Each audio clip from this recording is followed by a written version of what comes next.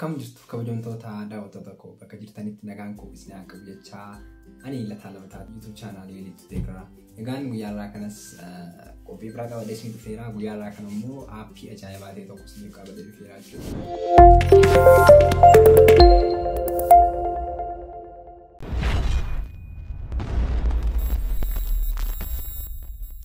Application kana kan isin dhiyeessuu fi gatii baay'ee isin fayyada jedhee yaadee jechuudha. Application kuni dictionary afaan Oromoodha. Dictionary afaan Oromoo gara Ingiliffaatti hiikuu yookiin immoo Ingiliffa gara afaan Oromootti hiikuudha jechuudha. Download gochuudhaaf Play Store irra galtu. Play Store irra galtanii kunoo akka amma screen irra argaa jirtanitti Play Store irra galtanii Ororo ittanii search gootu jechuudha. Ororo afaan Oromoo dictionary isinii gaafa search gootan isinii dhufa jechuudha. Kunooti akkuma argitan jalqaba irratti argitan kanadha. Then application kana kan dura install godhadheera waan ta'eef open naan jedha jechuudha. Isin garuu jalqaba install godhattu then open jettu jechuudha. Kun akkuma argitanii jalqaba irratti kan isiniif dhufu Ingiliffa gara afaan Oromootti kan isiniif hiikudha.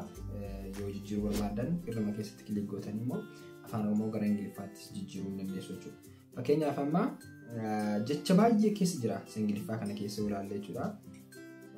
Baay'ee qaba amma jechoota kuma 50-60 gaariitti jechuudha. Fakkeenyaaf akkasumatti as keessatti fakkeenyaaf barbaadan search gochuu dandeessu. Fakkeenyaaf teekinooloojii inni search gochuu dandeenya.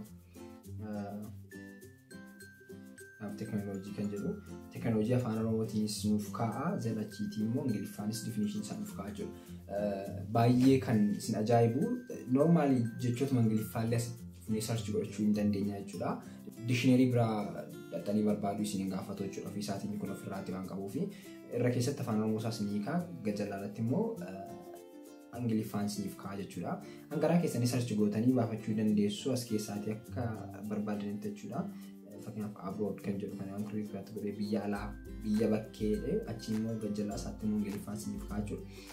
Faayidaan isaanii kan biraan immoo search gootanii fakkeenyaaf magnificent search yoon godhee fakkiyaaf naabaneerani magnificent jechuun dinqii malaalchisaa malaalchistuu dinqisiisaa inni search gooneerraa kanatti jechuudha. Gajalaa isaa Ingiliffi jira. Salphaamatti immoo dubbisiisuus hin dandeenya jechuudha. Iddoo kana kun olaaddee basanii speakerii fakkaattu kanarratti kilik gaafa gootan waan ni godhaa jechuudha. Fakkeenyaaf dhagaa jirtu yaada magnificent inni dubbistee jechuudha kanatti. Barbaadannaanis kun afaan Oromoo kallattiimaan hiikuun isin danda'ama. Gara Ingiliffaatti jechuudha. Fakkeenyaaf abbaa kan jedhu iddoo kana jira. Abbaa kan jedhu dad father kan jedhu jira jechuudha. Kan biraan immoo jechoota garaa keessanii baay'ee waan ta'eef garaa keessatti hojjechuu dandeessu jechuudha.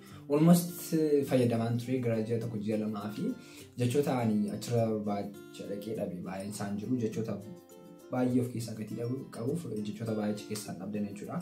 Kanaaf baay'ee fooyyeeti kan inni dhufe kan kanaan dura tonirraati. Yeroo dhiyootti immoo gara afaan Oromoo sanas baay'ee fooyyessuu keessatti baay'ee hojjetaa jiran kan isaan natti himaa jiran. Kanaaf isa kanarrattis ilaaluu dandeessu jechuudha. Kanaaf ammuma download gochuu dandeessu. Warri download gochuu barbaadan description keessa jira linkiin isaa. Isaan download gochuu hin dandeessu isin jedha. Baay'ee namatti tola. Application akkasii kan afaan Oromootiin argachuun keenya kanaaf isinis download gochuudhaan itti fayyadamaa. Akkasuma yaada qabdan reetii gochuudhaan achirratti kaa'aafin isin jedha.